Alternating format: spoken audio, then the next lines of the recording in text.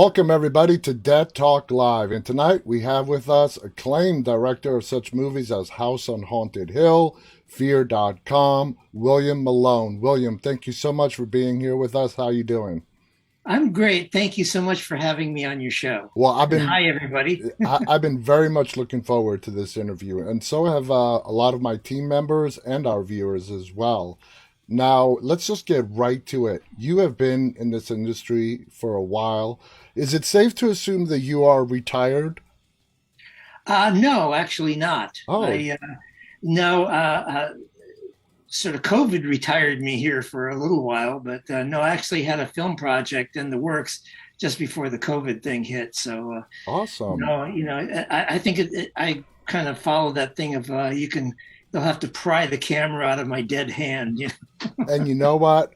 Almost every, whether it's an actor, filmmaker, it's all been the same answer when it comes to any time the question of retirement comes up.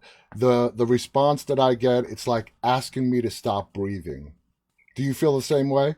Yeah, I mean, look, I started making little movies. I think when I was 12 years old, and my parents bought me an 8 millimeter camera, and I just can't imagine not doing it. So It's it's just awesome. It's it's awesome. what it is. So you've been in the entertainment industry now for 40 plus years. Uh, with regard to the horror genre, you have seen it go through a lot of changes.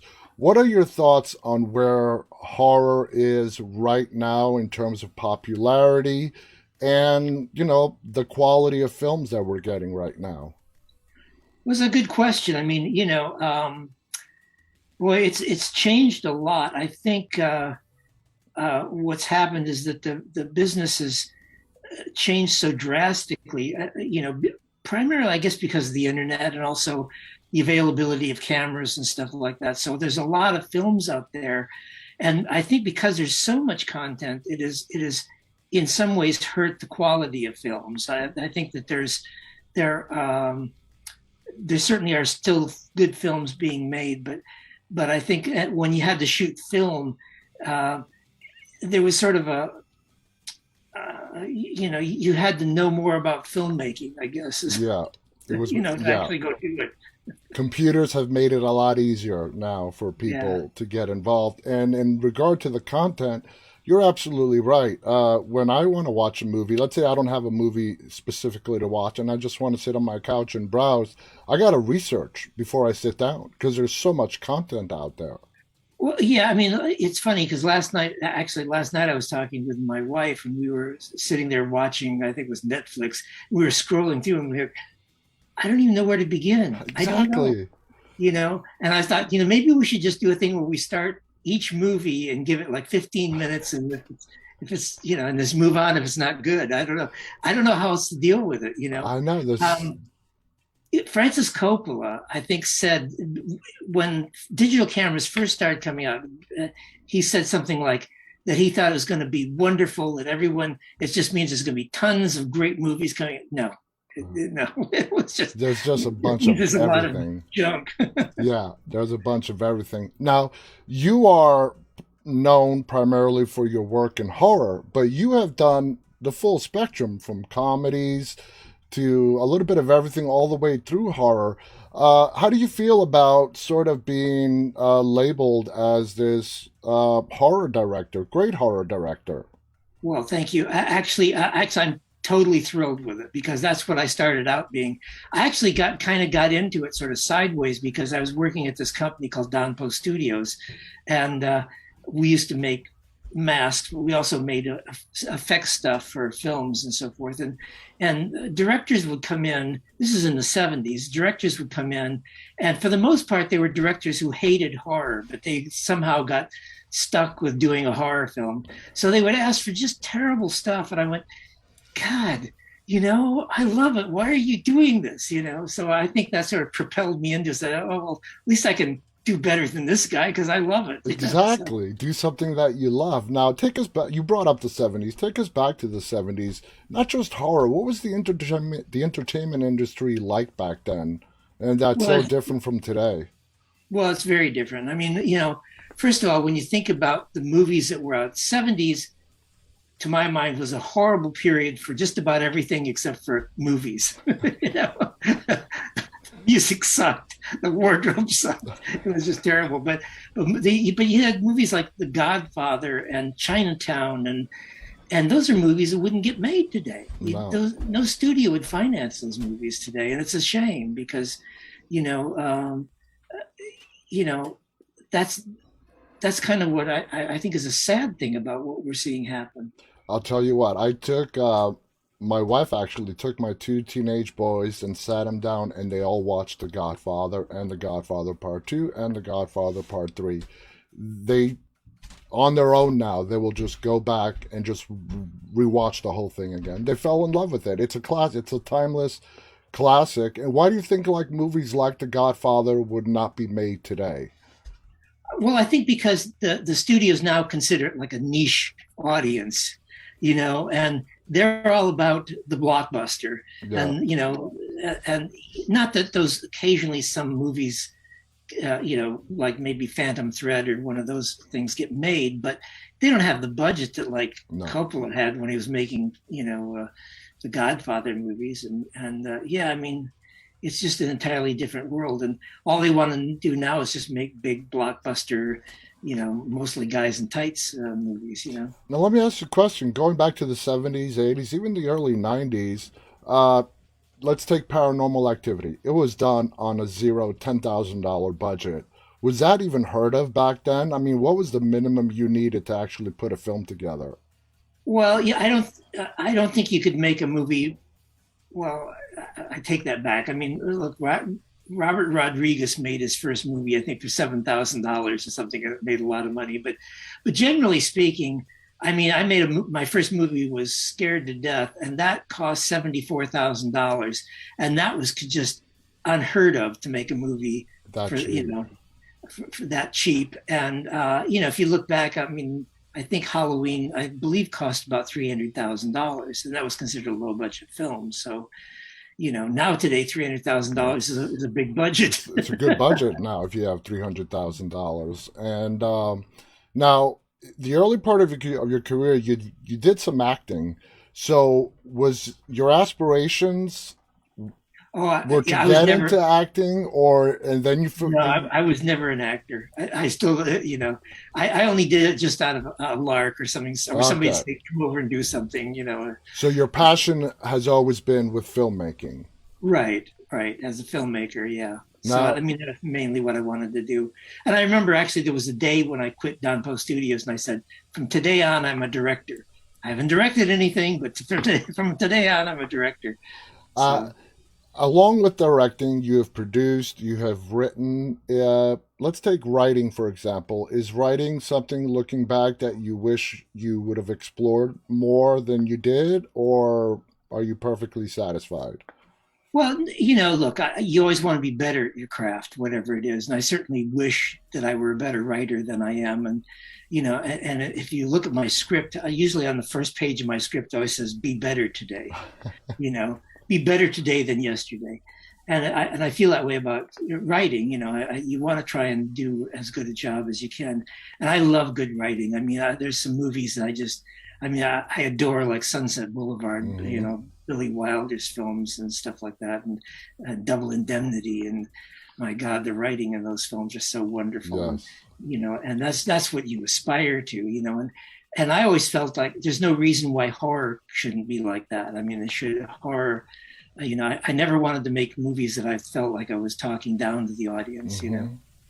So. Now, you've done so much directing. When it came time for you to work with the writer to get the writer's idea of what they were, trying to portray, how'd you find working with all the different various writers in your career?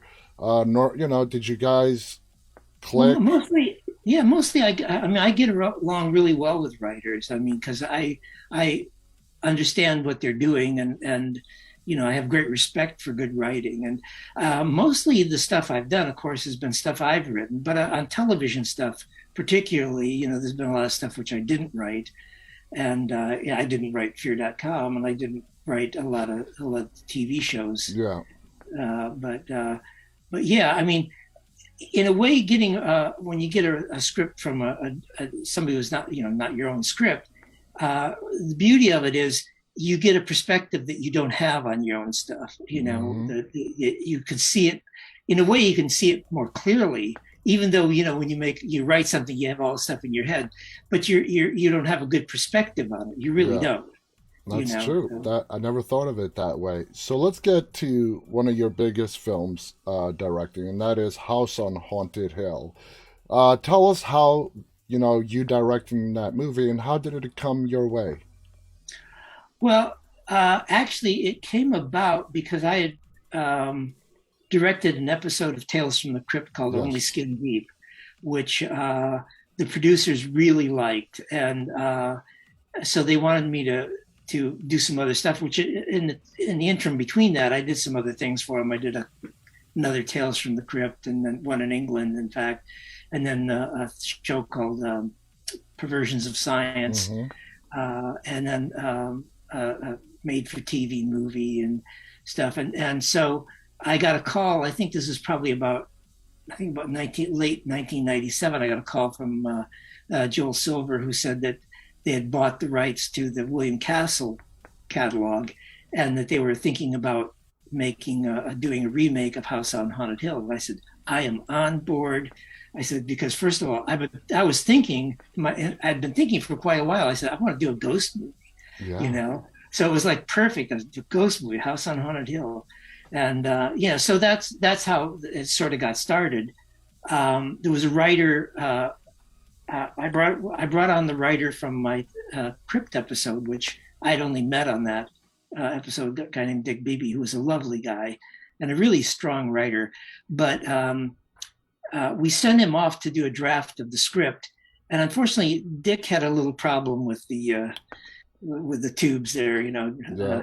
and he, after 6 months of work, he turned in a script which was just awful, and I really felt like he probably wrote the whole thing on the night before it had to be turned in.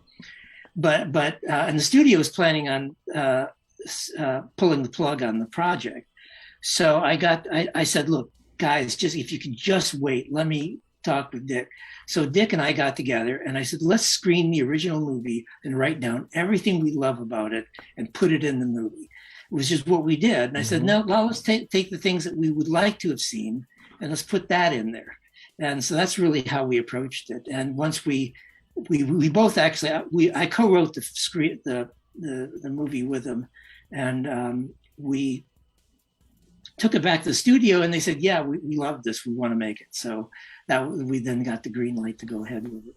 Now, the remake, your House on Haunted Hill, has gained a following, as had the original, and it's still very relevant today. When you were remaking this film, did it surpass your expectations? um, I didn't really have any expectations, to be honest with you. I've been in the business so long, and after you've been in a long time, you get beat up, and you just got to go, yeah, whatever it's going to do, whatever it did. I had guessed. I think I guessed that it would probably do something like $40 million in the U.S. That was my guess, and it was not because of the movie. It was just because Warner Brothers promotion, their distribution and all that stuff. So that was what I guessed that they would do. But Okay. Now, the paranormal subgenre in horror is the one subgenre that has withstood the test of time in horror. With movies going back to the 70s and early 80s, like The Changeling with George C. Scott, of course, the Amityville Horror, and it's at an all time high in popularity today. Why do you feel ghost stories, the paranormal stories, have just remained so popular to today? well, actually, it's because of old people like myself. The reason I thought ghost stories would be better, I've always looked at things like, okay, the baby boomers, you look at them, okay, Beatles, understand that, the teenagers, so the next group, the next thing you're going to come across are a lot of old people dying, so they're going to be thinking about ghosts. and and that kind of thing. So, I mean, that was really, honestly, that was part of it. So, by the way, invest in mortuaries. Now, House on Haunted Hill is such a well-paced film. Beautiful scenery, nicely paced. Is Was that intentionally done under your direction, or did it just all come together that way? Well, like I said, we went back and looked at the original film, and we said, it it had its own pace, which was slower back then because that was the pace of films. I said we need to amp this up, which was the idea, and so yeah, I mean, I was very heavily into working with Dick on making the picture, move along.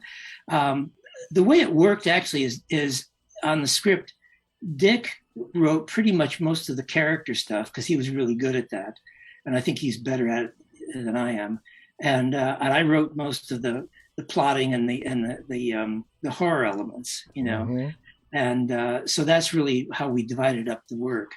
Um, so that was the approach that we took. But yeah, I mean, obviously we tried to make it move along as well as possible. But I thought also I wanted to make a movie that was scary, and later on we were winding up making it funny. And originally it was supposed to be just a straight scary movie. Uh-huh. But that's another story completely because 2 weeks before we started shooting, I started getting pages from the writers of Friends for some reason. And I went, okay. So I guess the studio wants Abbott and Costello meet Frankenstein. So that's how it Oh man. Now the 99 version, again, your version of House on Haunted Hill, seems to have been made for like a mainstream audience back in the late 90s. Do you think that has helped it remain relevant even to today, as opposed to, I don't know what the right way to say this is, making it for a particular kind of audience that you could pay tribute to the original movie? I mean, was it well, made for a wide audience, for the audience in general to appreciate this film's both horror and maybe even not horror? yeah, I mean, look, when you make a film, you'd like to have as much, as many people see your movie as possible, but honestly, uh, I'll have to credit, the producers with some of that because it was a struggle, because I wanted to make a really just sort of straight ahead scary movie, which may not have performed as well. I don't know, I Yeah. don't know whether or not that would have happened, but so it's kind of like when the Beatles had their like struggle going on back and forth between John and Paul. It was like you had the rocker and the guy who was like the melodist. So I don't know, but in the end, I was happy with the product. I think it Yeah. turned out well, and my bend really is like Tales from the Crypt. When I was doing the Tales from the Crypt, was kind of that's me. I mean, I mean, Tales from the Crypt. I remember those shows. Tales from the Crypt, Tales from the Dark Side. I used to love watching those little episodic anthologies back in the late 80s and even into the early 90s. In your opinion, would it help audiences who have not seen the 99 version of the film to see the original and then see your remake? Or was it your intention when you made the your version of the film that people did not even have to have heard of the original film? well, yeah. I mean, look, I figured that probably most people were going to go see this never even heard of the original House on Haunted Hill. Yeah. The studios like to buy those titles because they think that there's a lot of people who like will suddenly, oh, it's House on Haunted Hill, but no, you know, uh, you know, the demographic changes every 10, 12 years or something like that, or even sooner. So I pretty much figured that nobody would remember the original. Yeah. So I had to be a standalone movie that would be appeal to modern audiences. Yeah. Now, when the movie came out, a lot of reviewers, in regards to Jeffrey Rush's performance, said that he deserved a lot more recognition for his amazing performance on that film. What was it? What was your experience like first working with Jeffrey? Well, Jeffrey, first of all, I gotta say, I love Jeffrey. Jeffrey is just he's obviously a great actor, but he's also was great to work with. And when you're making a horror film, and you have somebody like Jeffrey Rush, who was at the time when we were making it, going off to the Academy Awards for I forget the movie Elizabeth or something, and you go, why would you even want to be in House on Haunted Hill? And I actually asked him that question. He says, I'm rather tired of playing men in tights. I want to be an action hero. I said, you're my man. And then he told me, actually, the first time I met him, he said, well, the night before he'd gone to the New Art Theater and seen The Black Cat with Boris Karloff and Bela Lugosi, I said, you are my man. It sounds like So Jeffrey was, a horror fan, and he just wanted to do something in that realm. Would you he say? did, and he had great fun doing it. And when I was on the set, I'd be directing some other scene. I'd look off in the corner, and he'd be there studying his line. He took it very seriously, and Yeah. I was very impressed with him and the way he conducted himself. And like I said, I mean, he could have been just like taking it for a paycheck, but Yeah, he no, wasn't. no, you don't see that in his performance. No. Looking at the final product, how do you feel you did in balancing out the fun energy of the film with the scary factor of the film? Well, I hope it's good. You never know because, like I see, when I watch the movie, all I see is cardboard. You know? So it's kind of hard for me to say. But seems like the audiences enjoyed it. I remember seeing it with an audience and here in Los Angeles, and there were a bunch of people walked out, and I was, oh my God, they're walking out of my movie, Ooh. and I walked outside and I went up to this one girl and I said, you don't like the movie? No, it's too scary. I went, Yeah, yes. yes.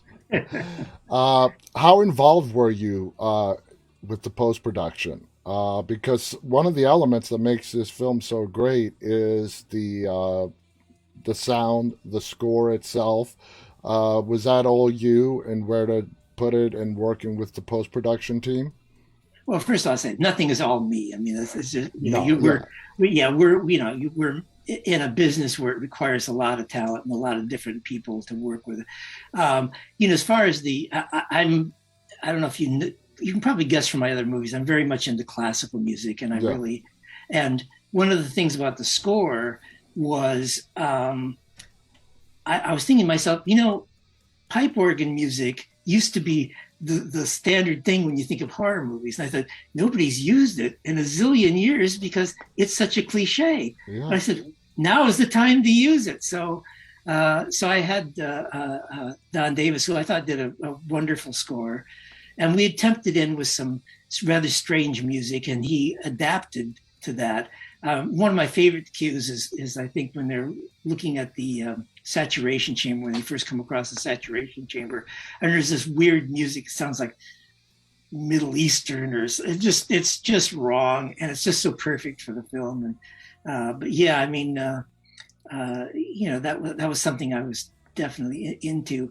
Yeah, I mean, I was very involved in the post production. Basically what happened is, I sat there and was there every day on the edit and the sound effects and stuff, and then we delivered it to the studio, and of course they made their changes. I don't think there were as many changes that I can think of. It was They there was kept just it. I They think there kept was it only pretty one much. scene. Yeah, they kept it pretty much like you delivered it to them.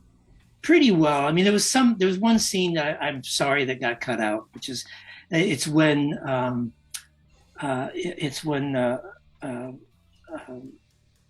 Bridget Wilson was going downstairs. Before she goes downstairs, she's walking through the house, Hmm. and there's this sort of mural that she goes by that just looks like some sort of modern painting.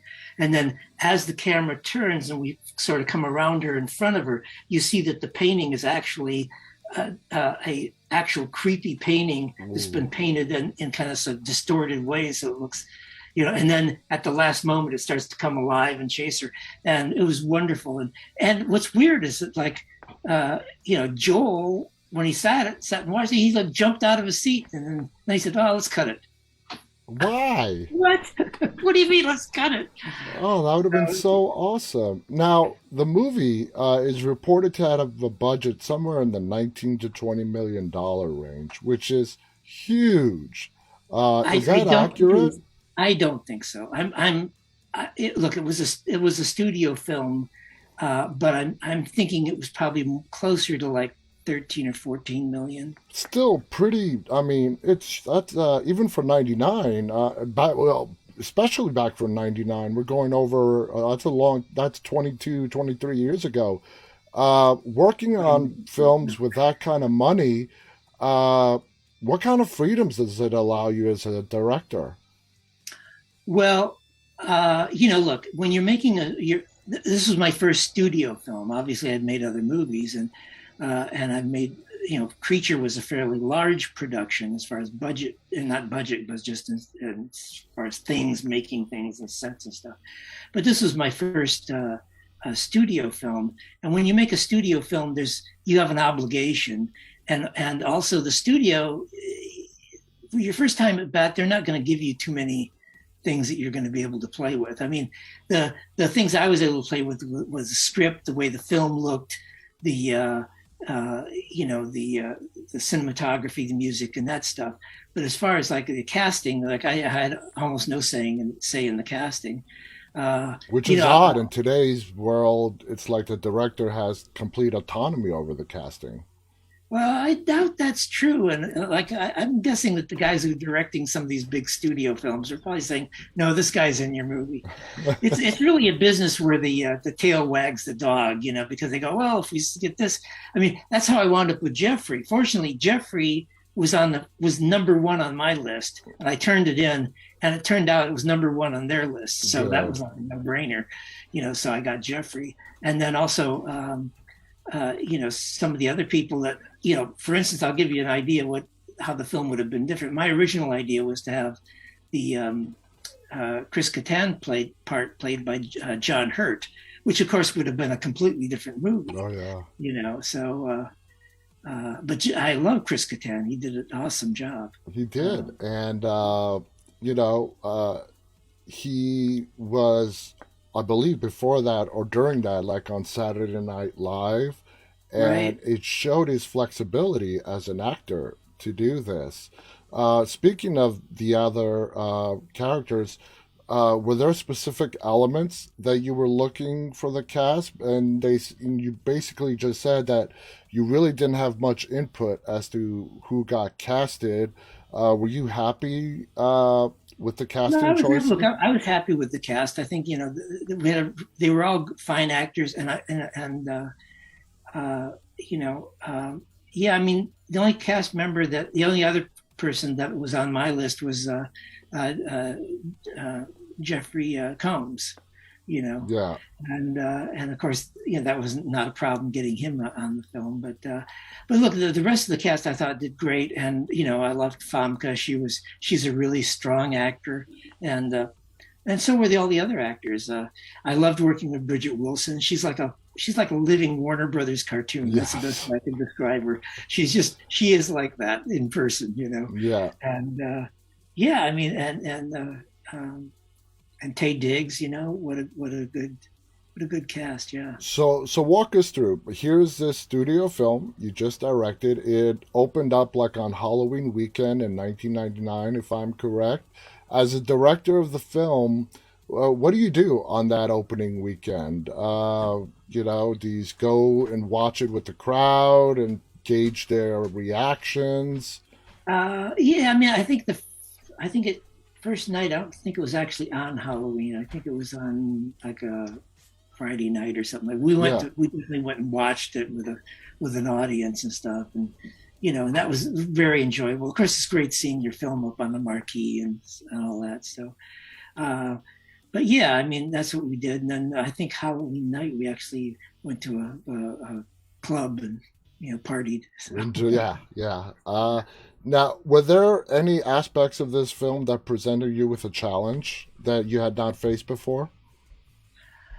Well, I mean, there was a lot of stuff. I mean, just because it had a lot of. I was trying to do a lot of in-camera effects, and of course that's always challenging. And the biggest challenge to some of that I knew what I wanted to do, but it was trying to get some of the crew up and running on it because it was such odd stuff. We were shooting. I was shooting weird frame rates and stuff like that, and I go, okay, this shot's going to take 2 minutes to shoot, and all the guy's doing is walking across the room from here to there, and everyone's like, and why are we doing this? And of course, and then I remember getting a call from the producers going, "You're spending money on visual effects. Where is that effects?" I said, "No, we did it in camera." And, oh, okay. Speaking of effects, what are your feelings on CGI in horror in particular today? I think CGI is a great tool. I don't honestly think it'll ever completely, replace Practical effects. practical effects because, I think Chris Nolan, is a great believer in that too. There's Mm-hmm. something magical that happens that the audience can't put their finger on, but they just know it's real. And when it's real, it's got some energy. I mean, you look at the stunts. The stunts in those old movies. People were really risking their lives to Yeah. do some of those things. And there's just something about it that just strikes the imagination. Whereas CG, you can just watch it. Go, yeah, okay, the shooting and the bombs that are going off. Yeah, nobody's actually being injured or No, even no. close to being in danger. It's like, and you thought, well, the characters aren't really in danger either. So That's what I appreciate. I'm a big, supporter of independent films today, and it forces you when you have a lower budget to really become innovative. When you don't have the money to spend on the real high-end CGI and visual graphics that studio films have. Do you agree with that? well, yeah, I mean, you have to look. You have to. There's two things that you need as an independent filmmaker. One is to be really stupid, okay, and by that I mean not knowing what you can't do, Yeah. right? I mean, I look back on Scared to Death, the first movie that I made for $74,000. If I turned that over to a production manager, he would go, "No, you can't go all across the town and shoot like 20 different locations at night and day." And it's like, so yeah, you have to be really inventive when you're doing it. And also, I think as an independent, you have to think to yourself, what can I bring to this that would cost somebody else a whole lot of money? Now, Yeah. if you're a CG person, maybe you can do some, set extensions or do something, do some effects that some other people can't do, or, there's always something that you can bring to it that would cost somebody else a lot of money. And I think that's the way you have to think about it. Exactly. And almost every director that I've spoken to, when it comes to practical effects versus CGI, they all mirror your answer, like what you just said. There's just something about practical effects that cannot be replicated with computer graphics. Yeah, Uh, there's just a barrier. I don't know what that is. I mean, look, computer graphics have gotten really, really good. There's no hmm question about it. They do amazing stuff with it. But what they still don't have is that feeling like you're immersed in it. And I don't know what that is. It's just something that it's I think it's all the random things that happen when you shoot. Like I would rather see a miniature. I'll give you an example. I was watching The Aviator, hmm Martin Scorsese's movie. Yeah. And I remember there's a scene where the plane crashes into the houses over Beverly Hills. And I remember walking away going, oh man, look, CG's got, I'm sold. That's great. And I learned later, it was all miniatures. Of course it was miniatures because it's great. That's awesome. Now, so let me ask you this: how do you feel about going into a theater, before COVID or even now, and you're going to see like a big budget film, like a Marvel Cinema action type film where you're going to get a lot of Do you still, put that aside and go in there, not as a filmmaker, but as a fan, and try to enjoy the movie? Are you able to enjoy the movie? I try, I always try and leave that stuff behind when I go see a movie and just like enjoy it. Um, I just sort of gauge it by am I into the movie? Is it carrying me away? And Yeah, if I'm sitting there looking at the shots, then no, they didn't do their job. You know, because so they're supposed to distract you from that and keep you exactly involved in the that's what story. movies supposed to carry you away into a dream. That's one of the reasons why I'm not interested in making dramas because I don't, Yeah, you know. yeah. Now, as a horror director, uh, how do you feel about balancing gore, blood with good character storytelling? Well, look, I mean, uh, I think somebody once said, when the next day you don't remember the plot, but you remember the characters. True, Which I think is a true thing. it is. It's really got to be you got to care about the characters first, and then the rest of it comes later. And as far as gore goes, I think gore should be a punctuation. It should not be what your movie's about. Yes, I don't have any problem with gore. Obviously, I've used it many times in my movies, but it should just be punctuation to a scene. I absolutely agree with that. Now, in 2007, they did return to House on Haunted Hill, definitely because of the success of the 99 film. Were you ever consulted about it? What'd you feel about them doing a sequel? Well, actually, it was my idea. Actually, I remember I had lunch with Steve Richards, who was the guy over at Silver Pictures, and I said, I don't understand why you guys aren't doing a sequel to House on Haunted Hill. I mean, it's made all this money, and he walked away going, and that was the last I heard of it. So no, they never contacted me because you know, How do you feel about the sequel?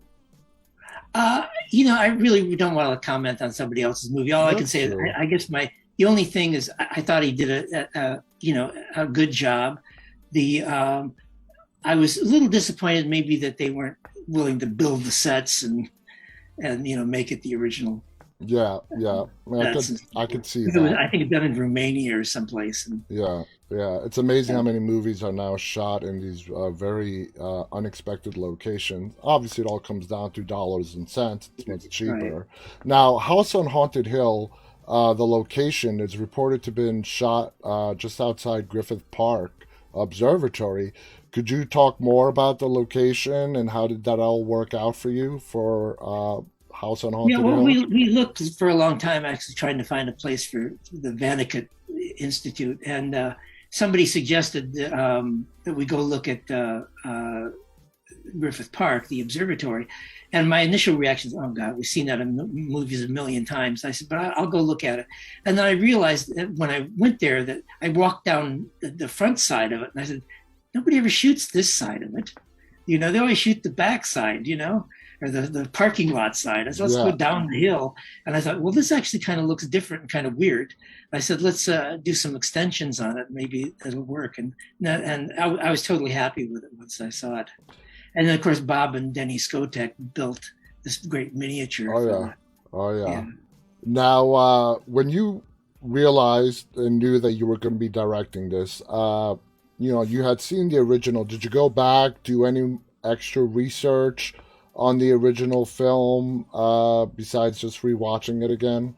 Well, I didn't really have to because Terry Castle, William Castle's daughter, was on the set. Oh, Yeah, and she came down. And she, God bless her, she gave me Bill Castle's uh, uh, binder for House on Haunted Hill, so I was able to use that, and I kept it, and it's great. But yeah, I mean, I had seen it a number of times. I actually saw it when it first came out when I was a little kid, and so I was pretty familiar with the movie. yeah. So Now, yeah. you are considered, rightfully so, as one of the masters of horror. And that, boy, that is a title to have. What are your inspirations when you're going in and directing a horror film? Is there any Well, style that you pick from? well, I have a great background in. I love silent movies. I love a lot of movies from the 40s and 30s and of course the golden era of the 50s. But yeah, I mean, that's really the stuff I pull from. It's like, I love like as I mentioned before, the Black Cat. If nobody's ever seen that, that's the most twisted movie. You couldn't make that movie today. Yeah, I as Bela agree. Lugosi and Boris Karloff. Okay. Spoiler alert: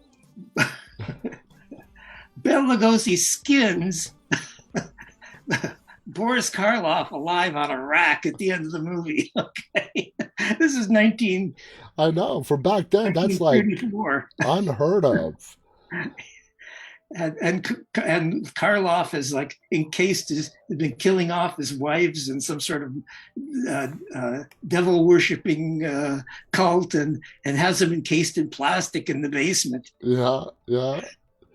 But yeah, so I love all that stuff, and movies like Faust. If you've never seen the silent movie Faust by No, I Murnau, don't think oh I my have. god, oh, that's so good. And of course, the classic things like Cabinet de Calgary. And I would urge people that if you're a young filmmaker, go back and watch silent movies, because I know you're thinking, oh my God, they're silent and they're black and white and they're boring. No, they're not boring. They're Yeah, boring only if you pick the bad ones. Just like it'd be like picking some bad movie today and saying, oh, well, that's what all movies are yeah. like from this period.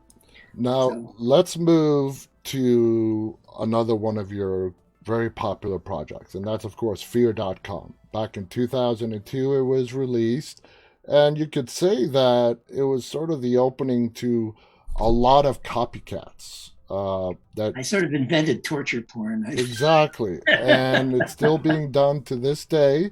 And there's some good new ones that have followed the formula of Fear.com. Now we got to remember this is like you probably shot it in 2001. It came out in 2002. The internet is now starting to gain steam, around the world. It came out. It was started in the late 90s, but back in the early 2000s is when every house started to get the internet in there. First, tell us how Fear.com came your way.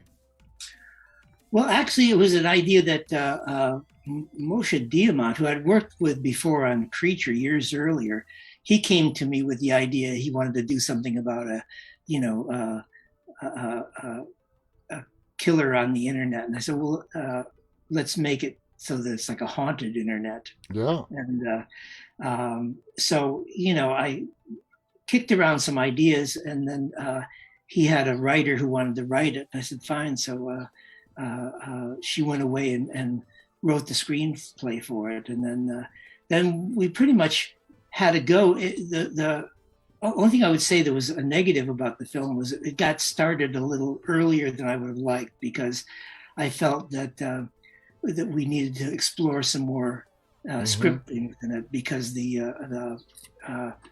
we got kind of forced into production because of the pending actors strike, yeah. and it would have just like probably killed the film and so forth. So we forged ahead with it. But Now, yeah, that film, I mean, wow, talk about being very, having a lot of foresight. It's about basically people committing these acts just to gain popularity on the internet.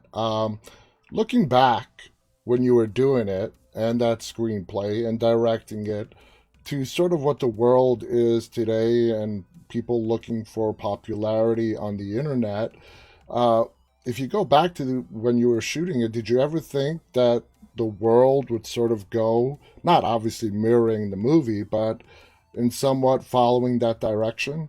I actually had no idea whatsoever. I mean, it was just I thought a kind of fun horror premise, Yeah. and my attitude about it was, because when you make a movie for a major studio, or because it was a good chance that Warner Brothers was released it, you want to pull your punches, because the studio's not going to be too thrilled. And of course, that was the problem with the film, is that we made a film that was very dark, and I tried to make it as truthful in a way, even though it's a fantasy film. I said, what's going to be this guy's motivation and stuff Yeah. like that. So he's got some dark lines here. This whole thing about Stalin, and Yeah. Oh, yeah. and I often say I may have made the darkest movie ever in just about every aspect. Are you proud of Fear.com? I am, it's kind of I, I really don't know I don't know where it's going to fall yet. Yeah, I guess, yeah. it's hard for me to really say, so. I mean, like I said, it was sort of the prelude to a lot of copycat films that came out afterwards. I mean, I'm not saying that if Fear.com never got made, the other copycats they would have definitely gotten made. But how does it make you feel that your movie that you directed was one of the movies that opened the door to this whole brand new internet style of movie making? I actually I don't know how to answer that, except it's kind of like when they give you an award at the end of your career. you know, oh, thank you.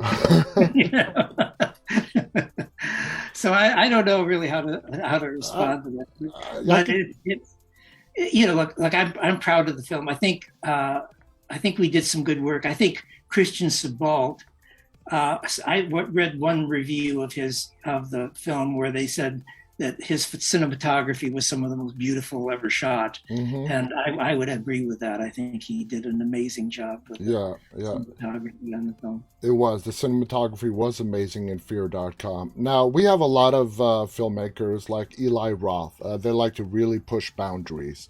When it comes to you as a director, do you like pushing boundaries to see how it's going to play off an audience, or do you like playing it more on the safe side? I've never been safe ever. Okay. I mean, I always think that you're doing your best work when you're walking the railing of disaster. Because that's the only time you're doing really good work. And I can't help myself. I knew when we were making Fear.com, I was being a bad boy. Yeah, yeah. I knew that. And and I don't know if you know, there's actually some shots that were cut out of that for the American release. The European releases even got some other shots in that are No, I did uh, not know that. yeah. Is So the European release available in the United States anywhere to watch? I As don't far as think you it is. know? I don't think it is, but Okay. I think you can get it.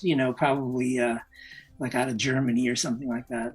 So. Now, looking back in your career, which projects stand out to you as some of the ones that you are the most proud of?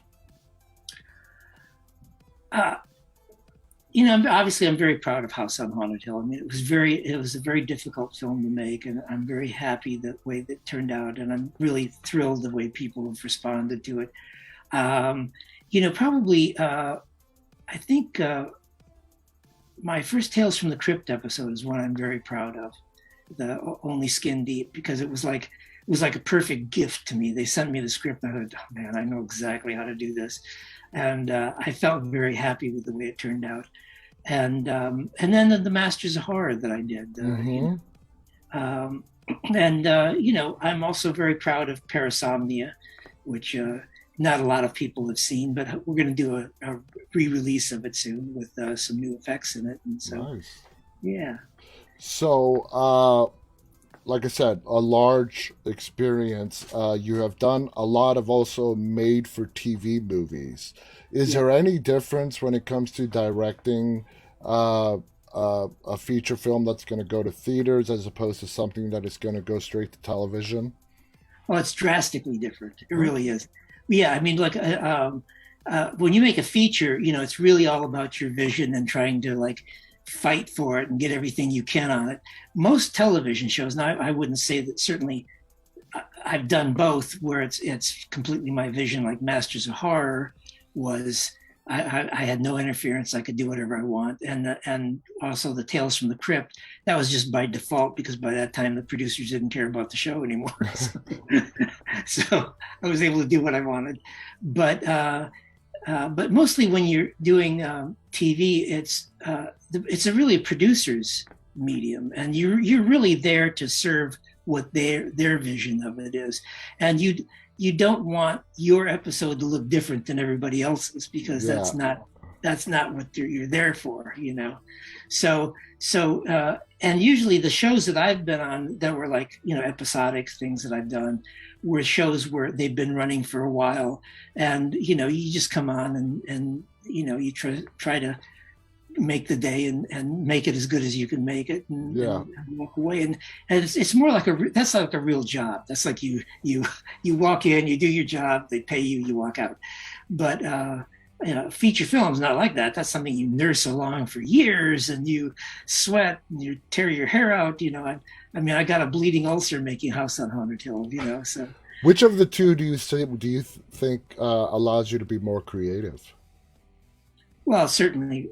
Well, I don't know. Actually, I've been able to be creative on some of the television shows I've done. Like I said, because of the particular shows I did. Mm-hmm. But Okay, okay. yeah, Now, in 2013, you remastered and re-released an uncut version of the 1985 cult classic Creature under its original title, which was Titan Find. Now, right. what are the major differences between the original release and your uncut version? Well, a little backtrack on the history of Creature is when we first finished the film, we struck an answer print, and we were all very happy with it. And then I think we showed it someplace, and a couple of note cards said they thought it was a little too long, or the theaters thought it was too long, or something. So we needed to cut time out of it. So they went Mm-hmm. in, and actually, I had nothing to do with it. They hired, actually, strangely enough, I think it was one of Stanley Kubrick's editors to re-edit it, and they re-edited the film. And the major things they did is just trim stuff up, and they took out a few scenes and stuff like that. Okay.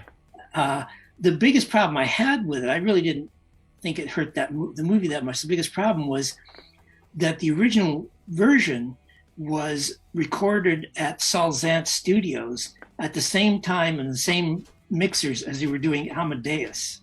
Oh. And the score and the mix was gorgeous. And when they did the thing, they remixed it, and it was just a slapdash sort of thing. So it was never had all the subtlety and the beauty of the original. Yeah. Oh man, we're almost out of time, but I do want to ask you one more question. You mentioned the Masters of Horror and how much you really enjoyed that. Fair-haired child plays almost like a fable or a fairy tale. What was the inspiration behind that? Well, when I read the script, the original script, it was always kind of like that. The original draft had a fairy tale quality to it, and I really wanted to play that up and make it as much like that as I could. And there were definitely some heroes involved in that. Mick Garris for supporting everything that I did on it. Yeah. Uh, and Lindsay Pulsifer, who's the star of that, I thought she was such a find, and she was such a good sport. She had to be covered in dust for most of it, and nobody would go near her because she'd be sitting in her chair just covered in dust. He went up to her like clouds of dust. But she did, I thought, an amazing job, and Walter Phelan playing the creature, Yeah. he did a really good job, and of course K&B making the monster and stuff. So Yeah. K&B, that's Greg Nicotero's company, right? exactly, yeah, Yeah, yeah, yeah. awesome. William, we are out of time. This has been an absolutely fascinating hour. Thank you so much Thank you so much for for having me on coming. your Yeah, show. for being here and sharing these amazing stories, giving us info that we didn't have. I hope you enjoyed yourself as much as I did. I had a great time, and I want to Yeah, thank you and all your watchers. Thank you so much, and thanks everyone for your support over the years. absolutely, absolutely. Guys, thank you so much for tuning in. It looks like YouTube was having some technical issues on the live end, but I will upload the episode there as well. If it didn't stream to YouTube, it appeared everywhere on Facebook and Twitter and everywhere else. So, YouTube people, I will take care of you after the show. Again, big thank you to William Malone. Thank you to all our viewers for tuning in. Uh, Till tomorrow, stay safe. And on behalf of William and myself, stay walking. Good night.